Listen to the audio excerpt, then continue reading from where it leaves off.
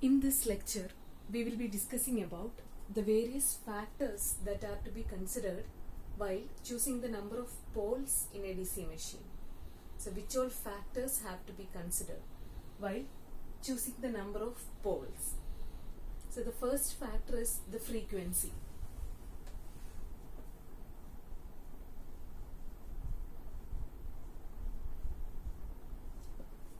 So, we know the equation for frequency of flux reversal, that is F is equal to Pn divided by 2.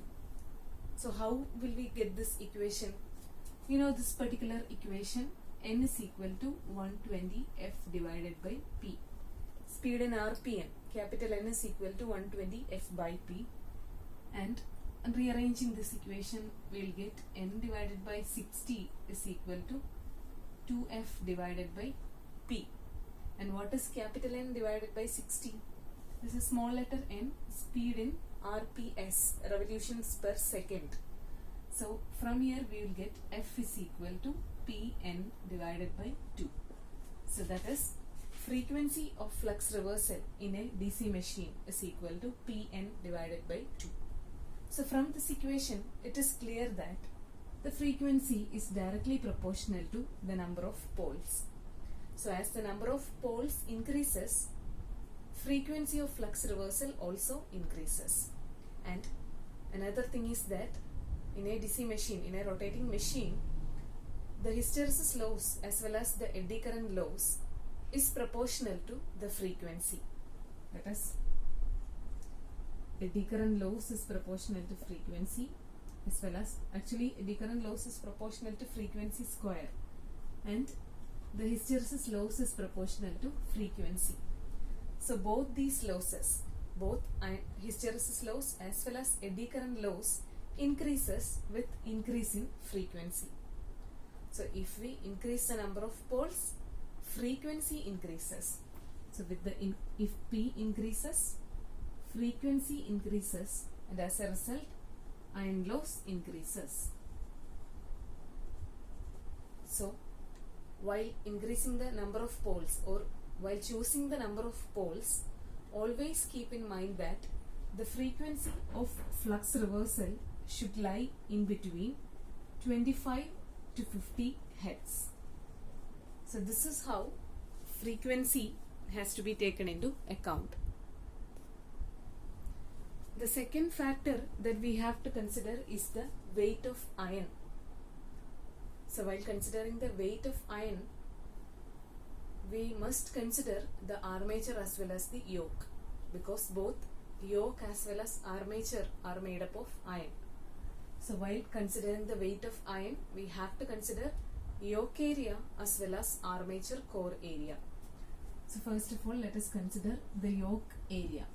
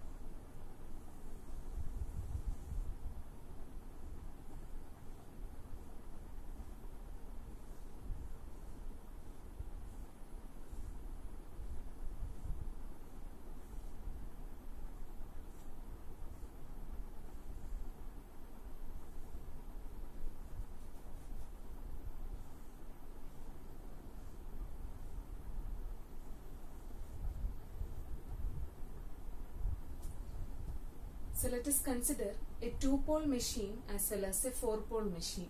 So this is a two-pole machine. So this is one pole and this is the other pole. So here we have considered a four-pole machine. So 1, 2, 3, 4. There are 4 poles. So this is the yoke portion. The outer covering of the machine is known as the yoke. So this will be the armature and the central portion represents the shaft. So let us assume that the total flux in the air gap is phi t.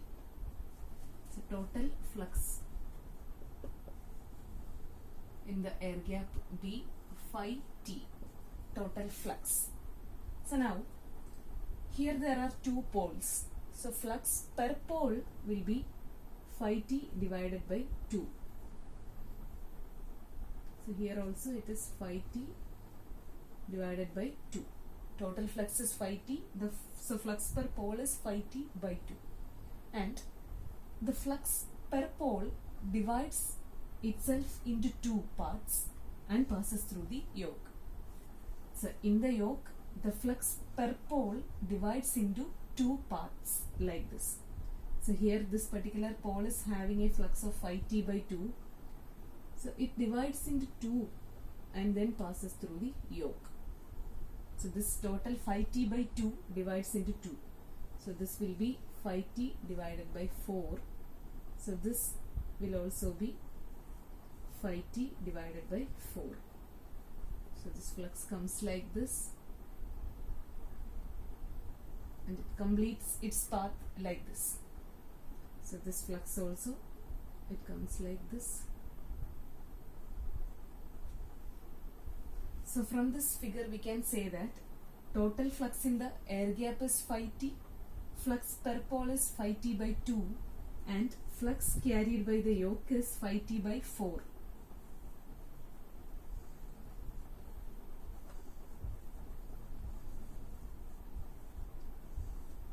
Flux carried by the yoke is phi t by 4 in case of a two-pole machine.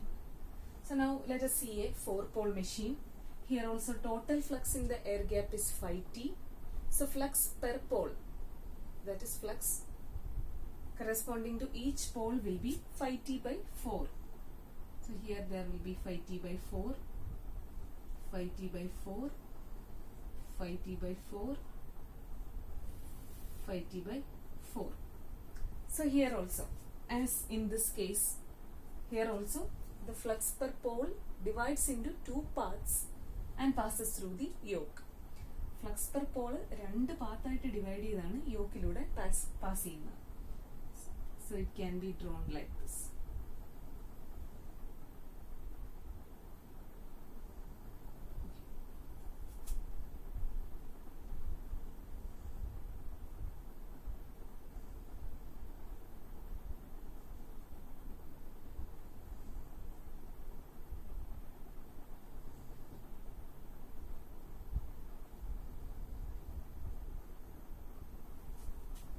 So here this phi t by 4 divides into 2. This phi t by 4 divides into 2. A part flows like this and remaining flows like this.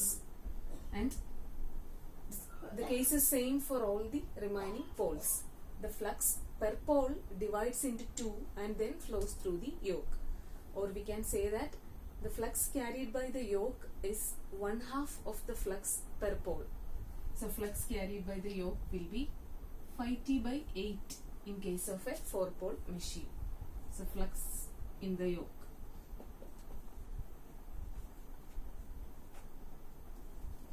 Phi t divided by 8. So if we consider these values, we can see that as the number of poles increases, the flux carried by the yoke decreases. So if flux carried by the yoke decreases, we can correspondingly reduce the yoke area.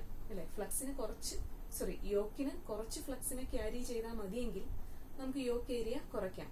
So as the number of poles increases, weight of iron in the yoke can be reduced. That is the relation between yoke area, weight of iron in the yoke and the number of poles.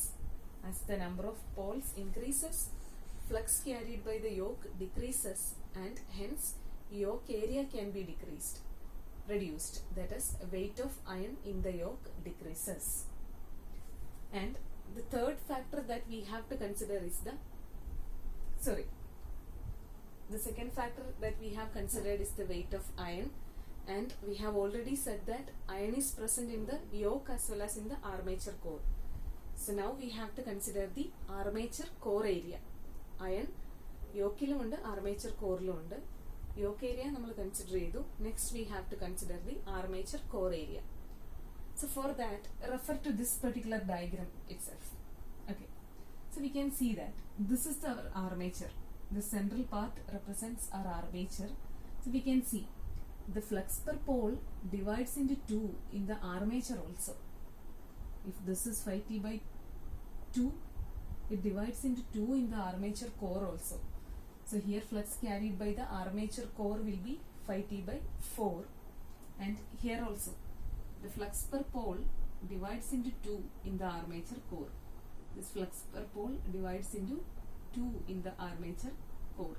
So here flux carried by the armature core will be phi t by 8, or otherwise we can say that flux carried by the yoke and flux carried by the armature core will be the same.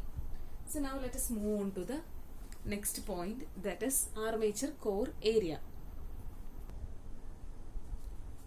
So let us consider the armature core area. So for that we have to consider a 2-pole machine as well as a 4-pole machine. Let BC be the flux density in the armature core, A2 be the area of armature core of a 2-pole machine, and A4 be the area of armature core of a 4-pole machine. And from the previous diagram, that is from the diagram that we have drawn for calculating the yoke area, we have seen that the flux carried by the armature core of a 2-pole machine is phi t by 4, and the flux carried by the armature core of a 4-pole machine is phi t divided by 8. So we have these two values with us. So now from this we can see that as the number of poles increases, the flux carried by the armature core also decreases. So in that sense, we can reduce the area of cross section of the armature when the number of poles increases. Right?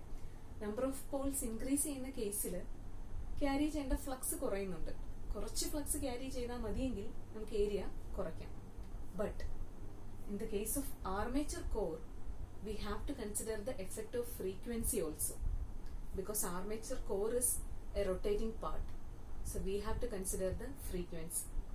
But in case of yoke, we haven't considered the effect of frequency, because yoke is stationary and we don't have to bother about frequency in the case of yoke.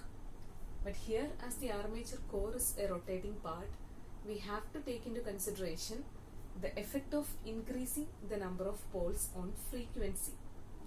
So ഇവിടെ number of poles കൂട്ടിയാൽ flux കുറയും, അതുകൊണ്ട് നമുക്ക് വേണമെങ്കിൽ area കുറയ്ക്കാം.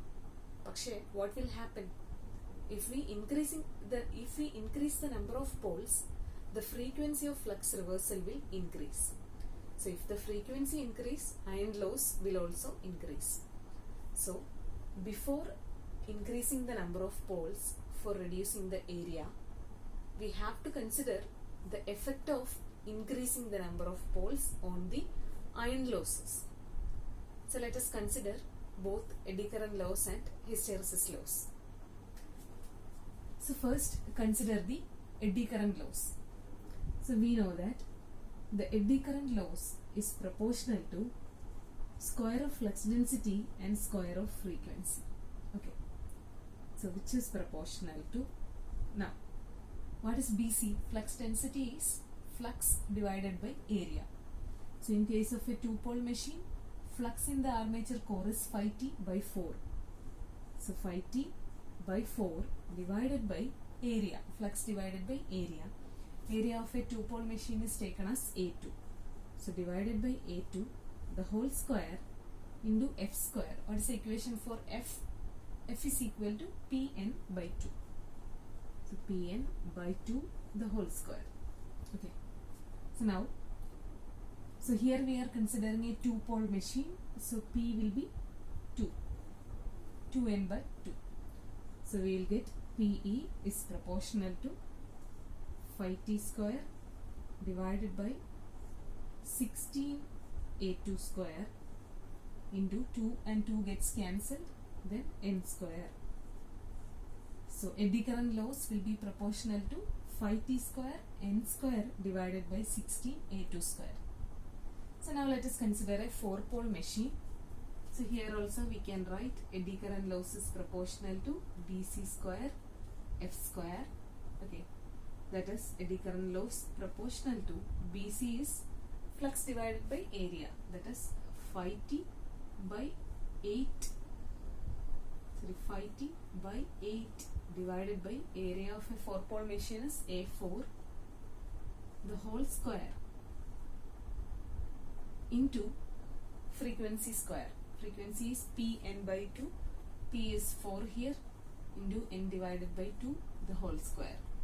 So it will be Pe proportional to phi t square divided by 64 A4 square into 4n by 2 is 2n. 2n the whole square is 4n square.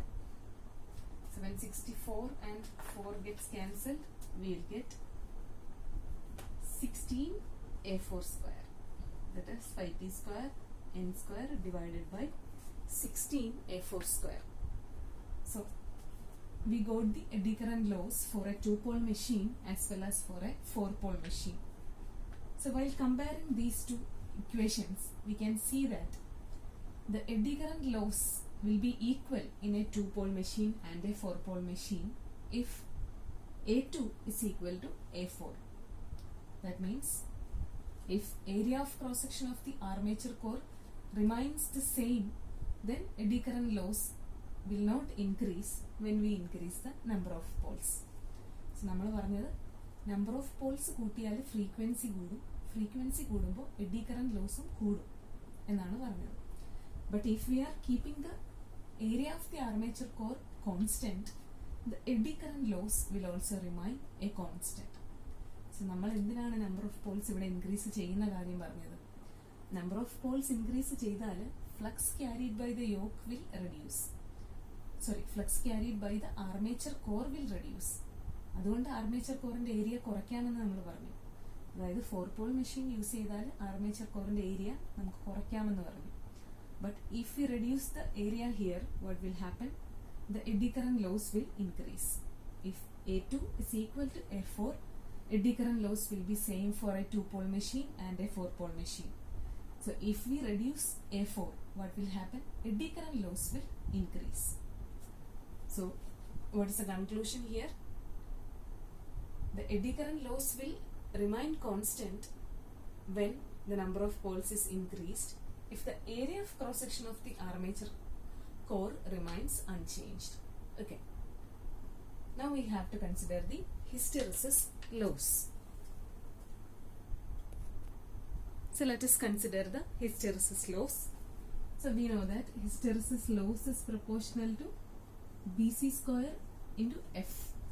Hysteresis loss is directly proportional to frequency, whereas eddy current loss is proportional to frequency square. Okay, this becomes hysteresis loss proportional to frequency BC, flux divided by area, that is phi t by 4 divided by A2 the whole square into F, that is Pn divided by 2. Number of poles is 2, so 2n by 2. Answer will be hysteresis loss proportional to phi t square divided by 16 A2 square into n. Phi t square n divided by 16 A2 square. So now let us consider a 4-pole machine. Hysteresis loss will be proportional to BC square F, which is proportional to BC is phi t divided by 8 divided by area is A4 the whole square into Pn by 2, that is 4 into n divided by 2. So this will be hysteresis loss proportional to phi t square divided by 64 A4 square into 2n. That means phi t square n divided by 32 A4 square. Okay. So now compare this equation as well as this equation. So what we can see is that if A2 is equal to A4, that is if area of armature core remains unchanged, then hysteresis loss in case of a 4-pole machine is half that of a 2-pole machine. അപ്പോൾ area constant ആയിട്ട് ഇരിക്കുകയാണെങ്കിൽ ഒരു 4-pole മെഷീനിൽ ഉള്ള hysteresis loss 2-pole മെഷീന്റെ hysteresis ലോസിന്റെ പകുതിയേ ഉള്ളൂ. So in case of hysteresis loss with the increasing number of poles, hysteresis loss decreases. Okay.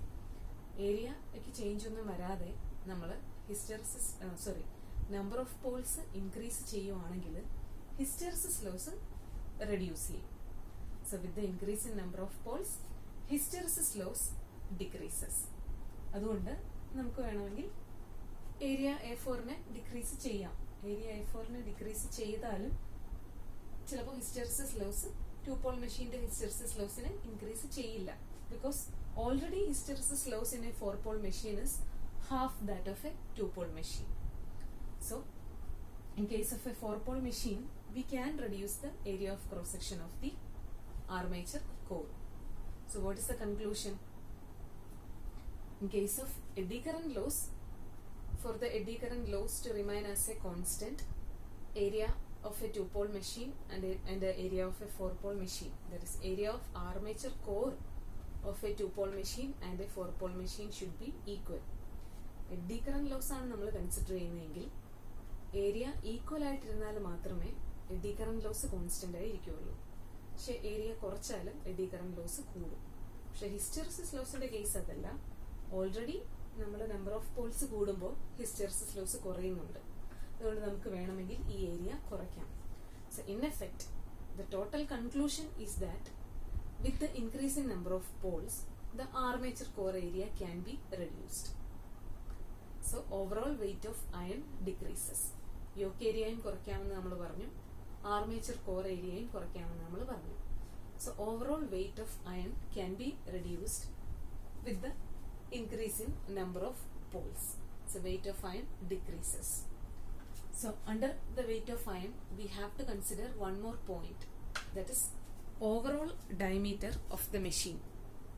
That point also we have to consider under this point, weight of iron. Okay, the third point that we have to consider under weight of iron is the overall diameter of the machine. So assume the number of poles increases. What will happen? Then the mm of per pole decreases. Field mmf per pole decreases. So we know if AT mmf of field, this is the total mmf of the field. Then in case of a 2-pole machine, mmf per pole will be ATF divided by 2, and in case of a 4-pole machine, mmf per pole will be ATF divided by 4. So total mmf ATF ആണെങ്കിൽ number of poles കൂടുമ്പോൾ ഒരു pole provide ചെയ്യേണ്ട mmf കുറയുന്നുണ്ട്. Okay, mmf per pole decreases. So we know that mmf is equal to n into I, current into number of poles. So if the field mmf per pole decreases, that is mmf that is to be provided by a single pole decreases. mmf is n into I. If that mmf decreases, we can reduce the number of turns of the field coil. So a field coil will be wounded like this. So we can reduce the number of turns of the field coil with the increasing number of poles. So what will happen? If we reduce the number of turns of the field winding, the height of the field winding reduces. Height of the field winding reduces. And if the height of the field winding alla field coil, and if the height of the field coil decreases, we can decrease the height of the pole also. Okay, and if the height of the pole decreases, what will happen? Overall diameter of the machine will decrease. So poles will be located like this. So if the height of the pole decreases, what will happen? The diameter of the machine will decrease. Overall diameter of the machine will reduce. That means overall weight of the iron will decrease with the increase in number of poles. Our conclusion is that when number of poles increases, overall weight of iron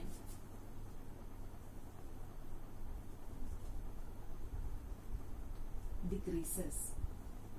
So yoke area decreases, armature core area decreases, as well as overall diameter decreases with the increase in number of poles. Or with the increase in number of poles, the overall weight of iron in a DC machine decreases. So that was all about the weight of iron. Now the next point that we have to consider is the weight of copper. So while considering the weight of copper, we have to consider armature copper as well as field copper, because we know that copper is used for making the windings. So there are armature windings as well as field winding. So we have to consider weight of armature copper as well as field copper. So first let us consider the armature copper. So let us consider a full pitch armature coil. A full pitch coil means the coil span is equal to pole pitch. Coil span is equal to pole pitch. So we know that pole pitch is equal to distance between two adjacent poles. Coil span is the distance between these two coil sides. So in case of a full pitch coil, this coil span will be equal to pole pitch, distance between two adjacent poles. So let us consider a full pitch coil. So now, if this is a coil, if this is a single turn coil, then this is one coil side and this is another coil side. A particular coil will be having two sides. So this portion of this coil or this turn which is placed in the slot. So nammal ee oru coil eduthaal this portion, this particular portion will be placed inside the slot. Similarly this side also. So these two sides will be placed inside the slot, and that is known as active copper. The portion of a coil which is placed inside the slot is known as active copper, and the conductor that comes out the slot, comes outside the slot, or the conductor, portion of the conductor that is present outside the slot is known as inactive copper, or this portion is known as inactive copper.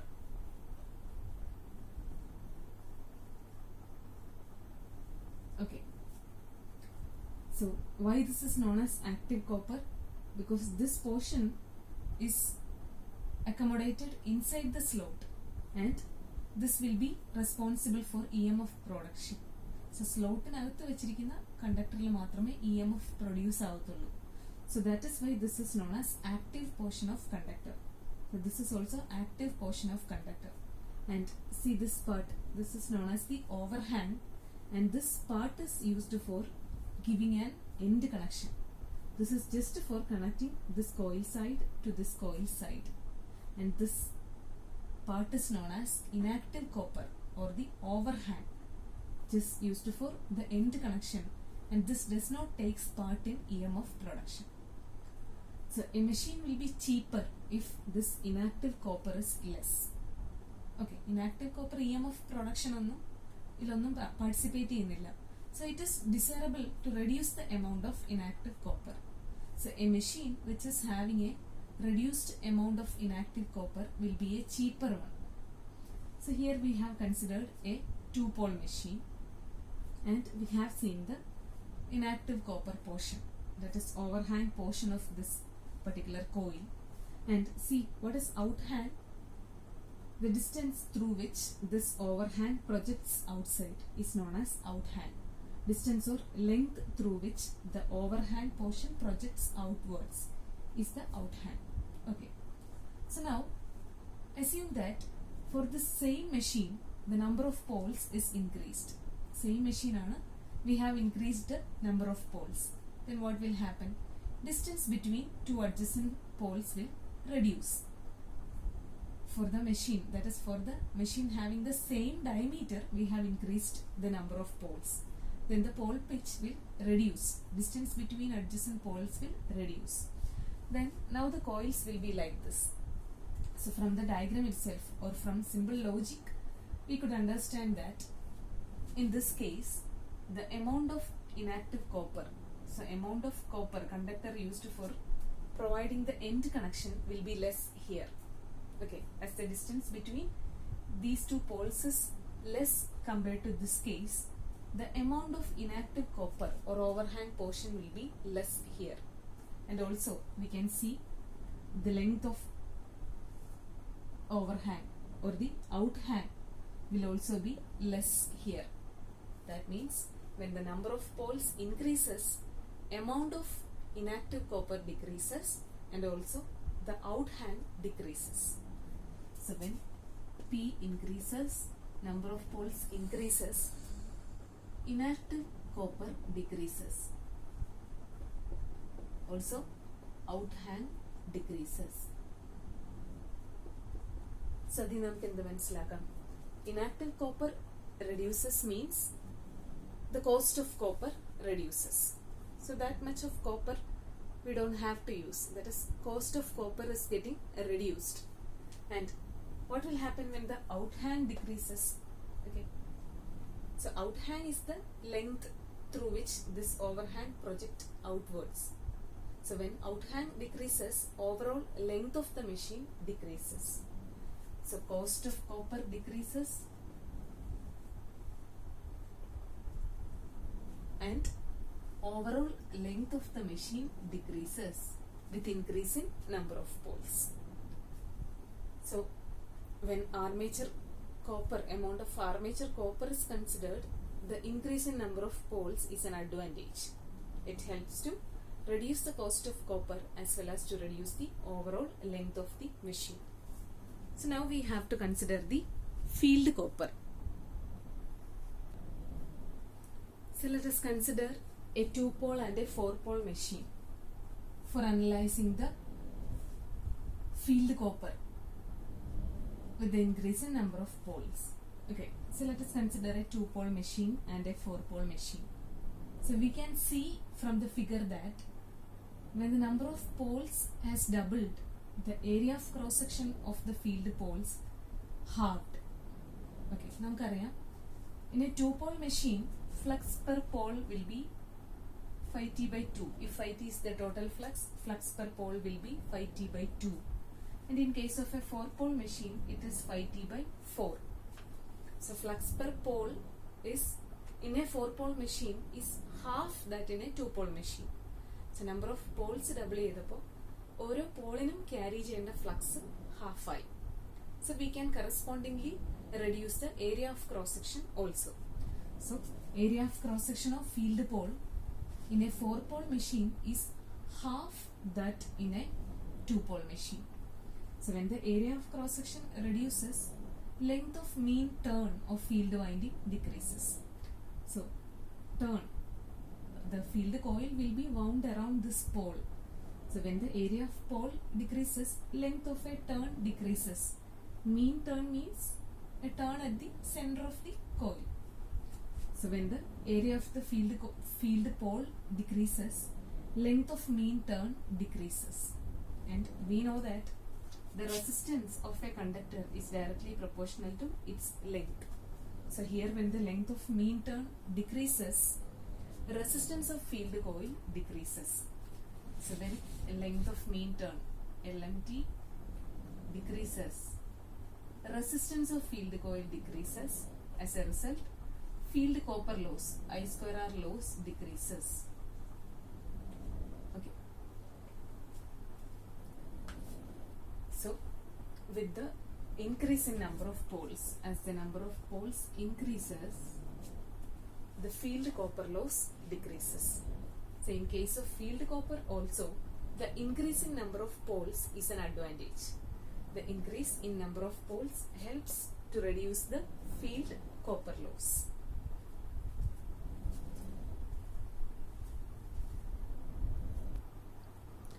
And also here we can say that as the length of mean turn decreases, weight of copper also decreases. Here length is reducing here. So length reducing means total weight of field copper also decreases.